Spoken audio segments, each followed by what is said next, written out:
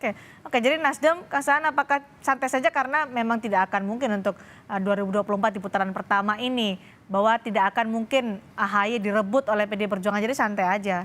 Apa juga ada Ya, pikiran seperti itu?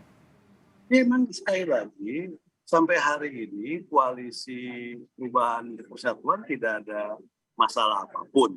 Semua berkomitmen yang ada di koalisi itu untuk tetap membangun agar koalisi semakin solid, semakin kuat, dan semakin utuh untuk memastikan bahwa calon presiden yang sudah diusung secara bersama-sama itu bisa didaftarkan ke KPU.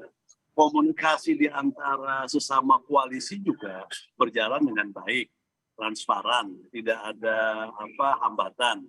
Koalisi partai-partai juga komunikasi dengan calon presiden juga dengan baik, terbuka. Jadi semua persoalan yang ada di koalisi semua dibicarakan dengan baik. Jadi sekali lagi sampai saat ini dan juga ke depan dipastikan bahwa koalisi itu tetap utuh dan tidak merasa terganggu dengan Ya. pertemuan antara Mbak Puan dengan Mas AHY, karena kami meyakini bahwa Demokrat akan istiqomah, Demokrat tetap konsisten dengan sikap dan pilihan politik mencalonkan Mas Anies dan tergabung dalam koalisi. Jadi Nasdem tidak risau karena Demokrat sudah ada komitmen ya, tetap terus solid bersama koalisi perubahan, gitu ya? Ya, tidak ada. Ya, itu Apapun yang yakin. terjadi.